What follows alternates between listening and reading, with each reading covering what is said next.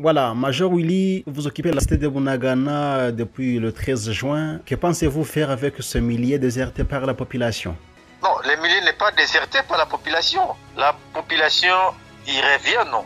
Eh bien, que ce soit l'intoxication de certaines personnes qui pensent, qui incitent la population à ne pas revenir, qui disent n'importe quoi, ben, à la manipulation. Mais ils reviennent. Aujourd'hui, moi j'ai circulé, j'étais à Bunagana, j'ai marché partout, sans même un garde du corps. Je marchais à Bunagana, seul avec la population, avec de jeunes gens. Mais la population, elle a vraiment même la vidéo, je peux vous balancer la vidéo. Mais j'ai causé avec la population, j'étais envié, sans garde du corps. Mais c'était très bien aujourd'hui. La population est là. Ben donc vous voulez dire que la population n'a pas peur de vous? Ah, nous nous battons pour la population. Nous nous battons pour le bien-être des Congolais.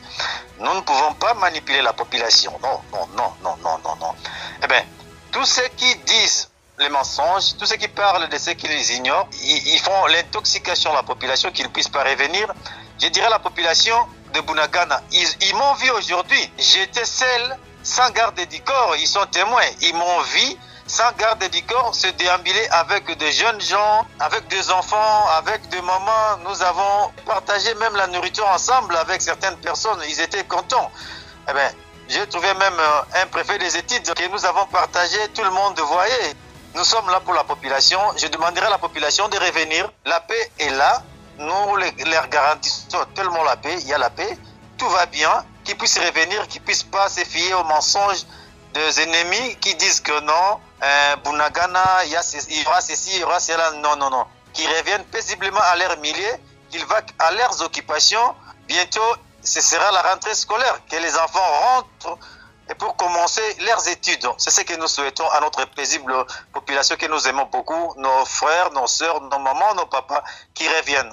Major Willy, vous dites que vous vous êtes rendu à Bunagana. Cela veut dire que vous ne l'occupez plus encore? Non, c'est moi personnellement le Major Willy qui était quelque part ailleurs. Mais je suis revenu pour voir la population, pour discuter, pour causer avec la population.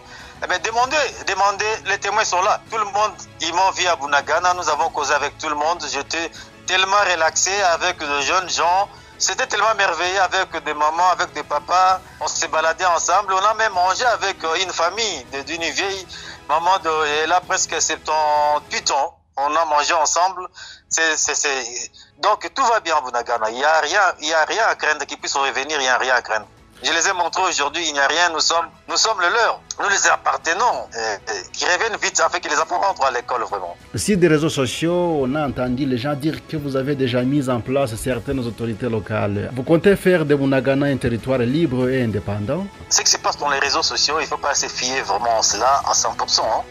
Donc ce qui se passe dans les réseaux sociaux, il y a beaucoup de choses qui disent et qui sont tellement des choses indies et incongrées, qui ne sont pas tellement conformes à la réalité.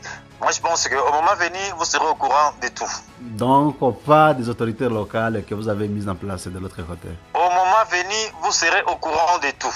Major, comment vous vous êtes senti après que le véhicule que vous aviez pris des FARDC soit repris et remporté par un jeune civil mécanicien? Ça, c'est une illusion. Comment un mécanicien peut prendre un tel véhicule et quitter Non, c'est tellement impossible. Donc, je ne peux même pas répondre à cette question puisque c'est tellement impossible. Bon, demain, je vous enverrai la photo que vous allez publier ou vous allez me voir directement la photo que j'ai prise aujourd'hui. Directement, vous allez voir ça. Vous-même, vous allez conclure. Les M23, nous voulons la paix, nous voulons les dialogues. Nous voulons discuter avec le gouvernement. Mais ce sont eux qui nous imposent la guerre au préalable. Donc, lorsqu'ils viennent nous imposer la guerre, qu'est-ce que nous faisons?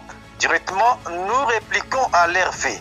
Nous ne provoquons pas la guerre. Nous ne sommes pas des ventes à guerre comme les gens croient. Donc, s'ils viennent nous attaquer, nous riposons. Ils sont venus nous attaquer, donc la coalition FARDC de leur Ignatura, ils sont venus nous attaquer. Et nous avons riposté et nous les avons repoussés loin. Bon, c'est ça ce qui s'est passé. Mais nous voulons la paix. Nous sommes prêts pour le dialogue, nous voulons la paix, nous ne voulons pas la guerre. Le gouvernement a rejeté vos demandes et réitère souvent que vous devez quitter le lien que vous occupez sans condition. Êtes-vous prêt? Et si oui, mon major, quand est-ce que vous allez partir et où est-ce que vous allez vous rendre? Mais si nous imposent la guerre, nous allons nous défendre, messieurs. Il y a quelque chose que les gens font semblant d'ignorer. Mais ils savent la réalité des choses. Ils savent pourquoi les M23 nous avons pris les armes. Hein.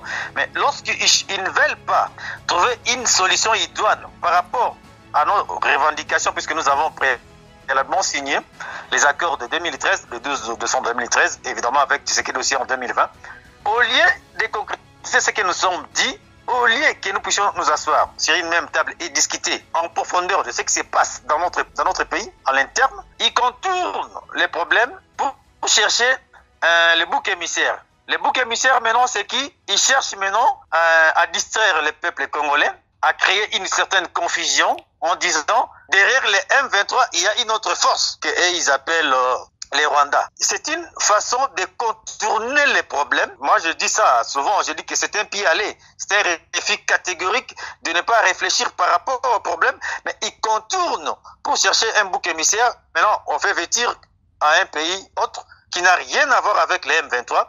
Mais non, lorsque nous réclamons ce que nous sommes dit avec le gouvernement, s'ils refusent, mais nous allons continuer, messieurs, à réclamer notre droit. C'est les droits les plus légitimes. Nous sommes des Congolais, comme tous les Congolais.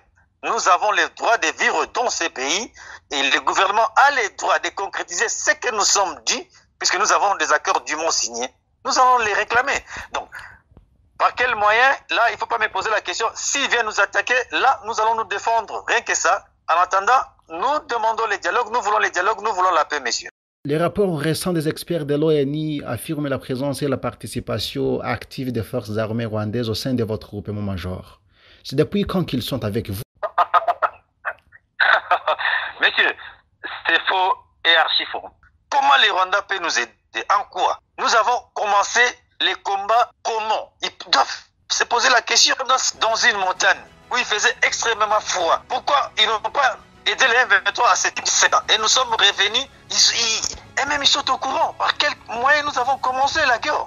Ils sont au courant. Les gouvernements congolais nous avaient identifiés en 2015, lorsque nous étions au camp militaire de Bianga. Ils nous ont identifiés, ils nous ont donné même les numéros. Tous nos militaires sont identifiés par le gouvernement congolais. Nous avons des numéros, nous avons signé même les documents. Tous les militaires que nous avons au sein du M23.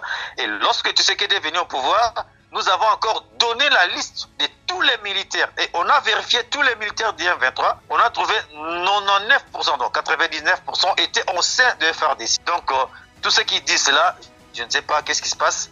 Mais il faut venir sur le terrain, voir tous les militaires. J'étais à Bunagana, tout le monde voyait, ils causaient, tous les militaires, je voyais, il y a leurs parents qui sont là, il y a leurs familles qui sont là. Peut-être il y a un problème. S'il y a par exemple ces extrémistes qui passent, s'ils attendent, un de nos militaires s'exprime en Kinyarwanda et ils disent directement c'est un Rwandais. C'est là maintenant il y a les problèmes, messieurs. Et c'est là où il y a des problèmes dans notre pays. Donc pour eux, tous ceux qui parlent la langue Kinyarwanda, ce sont des Rwandais. Peut-être dans ce sens-là, ils disent que ce sont des Rwandais qui se battent à côté du 23, puisqu'il y a parmi nous des rwandophones, puisque nous avons dans notre armée, l'armée révolutionnaire congolaise, toutes les tribus. Nous avons vraiment tout le monde est là. Nous avons les Kassayens, nous avons les Katangais, nous avons les Baluba, nous avons les Bakongo, tout le monde est là. Alors, lorsque quelqu'un passe ou bien de ces extrémistes, ils disent que donc, comme ils parlent les Kinyarwanda, ce sont des Rwandais. Mais ce sont des rwandophones congolais. Ce sont des Congolais qui parlent la langue Kinyarwanda et ce ne sont pas les Rwandais, qui ne se trompent pas. Lorsque maintenant, ils cherchent d'autres prétextes pour justifier, pour un peu enjoliver leur situation, pour passer au Congo, pour dire donc, pourquoi ils ont publié un tel rapport maintenant. Il y a des gens qui sont au sein des Nations Unies, dans des ONG, qui soutiennent une autre théorie. Là, il faut bien me suivre, messieurs. Au lieu qu'ils laissent les gouvernements, donc qu'ils puissent dire au gouvernement, non, vous avez signé des accords avec ces gens, il faut les respecter quand même, non. Maintenant, il faut chercher, ce que moi j'ai dit, des faux fouillons. Donc, il faut chercher cela, d'un bouc émissaire, comme je l'ai dit tout à l'heure, messieurs. Donc, il faut contourner les problèmes dans un autre sens. Il faut se poser cette question.